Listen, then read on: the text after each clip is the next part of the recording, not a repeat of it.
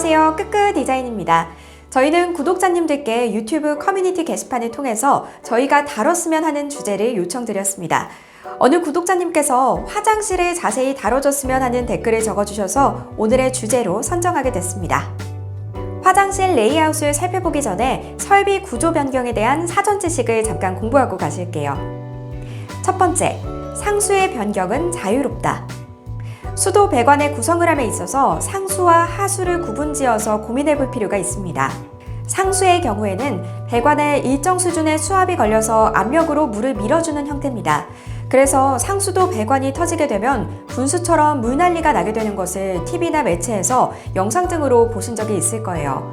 수압이 있기 때문에 위치가 변해도 기존 위치에서 다소 멀어져도 물이 나오는데 큰 문제가 없습니다. 상수의 위치 변경은 쉬운 편에 속합니다. 두 번째, 하수는 자유낙하다. 하수의 경우는 수압이 걸리는 게 아니라 자유낙하기 때문에 배관 안에 물을 밀어주는 힘이 없습니다.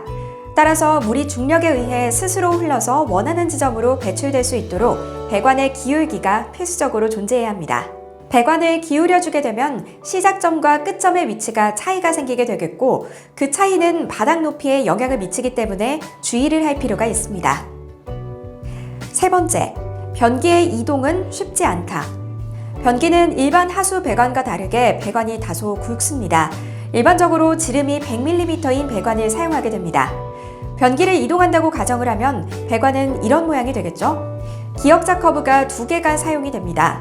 시작 지점에서 한 번 사용을 하고 하수니까 일정 기울기만큼의 기울여진 배관을 지나서 원하는 위치에서 다시 한번 기역자 커브가 사용되는 형태로 시작 지점과 끝 지점을 비교해보면 이렇게 높이가 높아지게 되는 거죠. 배관이 굵기 때문에 올라가는 높이도 높습니다.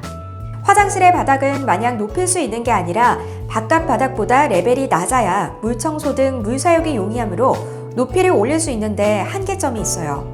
그래도 꼭 변기를 이동하고 싶다면 변기만 턱을 만들어서 높이는 등의 방법을 써야만 변기의 이동이 수월하게 진행됩니다. 매립형 편심을 사용하여 이동하는 경우도 있습니다만 편심 제품은 옮길 수 있는 거리가 그리 길지 않기 때문에 옮길 수 있는 최대 거리에 대한 제약이 생기게 됩니다. 이제 화장실을 만나러 가볼까요? 가장 일반적인 형태의 화장실은 이렇게 생겼죠. 대부분 20평대 아파트 그리고 30평 초중반의 아파트에서 흔히 만나게 되는 유형입니다. 거실의 큰 화장실의 경우 딱히 레이아웃 변경은 어렵습니다.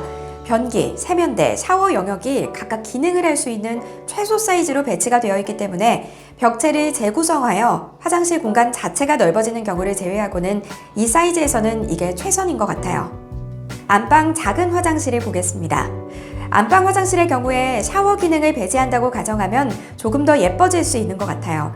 여기서 기본 상식, 화장실은 기본적으로 세면대가 길어지면 예뻐집니다. 예제 사진을 보시죠. 세면대 크기나 배치 등을 보면 엄청 작은 화장실인 것을 알 수 있어요. 하지만 고급스럽고 예쁘지 않나요? 작지만 고급스러운 화장실, 그 비밀은 세면대 길이에 있다고 생각합니다. 자, 그럼 만들어 볼까요? 세면대를 옮기기 위해서 상하수의 위치를 옮겨줍니다. 앞서 말씀드린 바와 같이 상수는 수압의 영향으로 쉽게 옮길 수 있어요. 하수의 경우는 다행히 벽배수의 형태를 하고 있기 때문에 벽에서 약간의 높낮이 차이를 주면서 옮겨줍니다. 그리고 긴 세면대를 구성하는 철물을 제작하여 기초 작업을 해준 뒤에 입맛에 맞게 디자인을 하시면 됩니다. 요즘 유행하는 타일 세면대도 좋고 간단하게 탑볼만 올려두셔도 됩니다. 하부 디자인도 마찬가지로 취향에 맞춰서 선반으로 가볍게 구성하셔도 되고 수납장을 제작하셔도 좋아요. 수납장은 변기 쪽 부분은 변기 때문에 사용이 힘드므로 꼭 슬라이드 도어 구성을 하시는 게 좋습니다. 슬라이딩 도어 전면에 단차 생기는 게 싫으신 분들은 앞쪽만 여닫이 도어로 구성하고 뒤쪽은 안 열리는 픽스 도어로 구성할 수도 있겠네요. 이제 다음으로 보시는 구조는 30평대 후반 및 40평대에서 보게 되는 구조입니다. 안방 화장실과 거실 화장실이 거의 동일한 사이즈로 변기, 세면대, 샤워 영역이 안방과 거실에 각각 있는 경우, 이 경우도 딱히 레이아웃 변경이 쉬운 편은 아닙니다만 굳이 레이아웃 변경을 해본다 라고 한다면 안방 화장실의 공간을 다소 넓은 느낌으로 사용해 볼 수 있을 것 같아요. 안방 화장실의 앞부분은 대부분 드레스룸인 경우가 많습니다. 드레스룸으로 세면대를 빼주어서 화장실 내부에 공간을 확보하는 방법을 써보는 거죠. 드레스룸에 파우더룸 기능을 부여해서 마치 긴 세면대가 새로 생긴 것처럼 예쁜 화장대 옆에 탑볼을 만들어줍니다. 파우더룸 세면대는 언더볼이나 타일 세면대보다는 탑볼이 예쁘게 잘 어울린다고 저는 개인적으로 생각해요. 그리고 내부에는 세면대만큼의 공간이 생겼으므로 그 공간은 샤워와 욕조를 각각 구성하실 수도 있고 조정 욕조나 2인용 욕조를 삽입하여 아이와 물놀이를 하는 등 공간을 크게 사용하실 수도 있겠죠. 50평 이상의 구조는 공간이 여유로우므로 다소 편하게 레이아웃을 구성하실 수 있습니다. 이 부분은 너무 다양한 방법이 있고 방법에 대한 접근이 어렵지 않아 이 편에서 다루진 않을게요. 그럼 실제 공사 사례 사진을 보면서 분석해 보겠습니다. 비포 사진부터 보시죠. 전형적인 오래된 20평대 아파트의 안방 화장실이에요. 변기가 다행히도 우측에 있기 때문에 변기에 이동 없이 세면대만 재구성했습니다. 세면대를 길게 배치했고 하부에 슬라이딩 도어를 이용한 수납장을 짰어요. 하부장이지만 제법 길기 때문에 수납이 생각보다 많이 돼서 좋다고 고객님이 말씀해주신 후기가 떠오르네요. 이번에도 아주 작은 화장실이네요. 하지만 세면대가 길게 들어갔기 때문에 고급스러운 느낌이 느껴집니다. 세면대를 2개로 구성하실 수도 있지만 고객님께서 화장품을 놓을 수 있는 공간이 필요하다고 하셔서 세면대 1개로 구성하고 상판 위를 비워두었습니다. 이번 화장실은 앞에 말한 맥락과 조금 달라요. 오히려 길게 있던 세면대를 줄였습니다.